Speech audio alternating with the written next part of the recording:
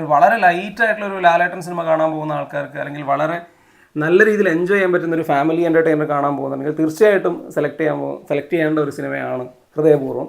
വൻ ഹാപ്പനിങ് അല്ല ഈ സിനിമയ്ക്കകത്തുള്ളത്. അങ്ങനെ വൻ സംഭവങ്ങളോ വൻ പരിപാടികളോ വൻ ട്വിസ്റ്റുകളോ ഒന്നുമില്ല.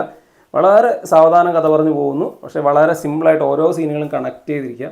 അതിൽ എസ്പെഷ്യലി എടുത്തു വരേണ്ട 1-2 സീനുകൾ ലാലേട്ടൻ സംഗീതമായിട്ടുള്ള ഒരു കോമ്പിനേഷനിൽ ഒരു സീനുണ്ട്. ഭയങ്കര രസമാണ്. നീ എൻ്റെ കൂടെ നിൽക്കുമോ എന്നൊക്കെ ചോദിച്ചിട്ടുള്ള സീനുകൾ, അത്തരം നാച്ചുറൽ ആയിട്ടുള്ള സീനുകൾ, വളരെ സ്വാഭാവികമായിട്ട് ലാലേട്ടൻ്റെ ഒരു പെർഫോമൻസ് ഒക്കെ വരുമ്പോൾ അത് അത്തരം ഒരുപാട് സീനുകൾ ഈ സിനിമയിലുണ്ട്.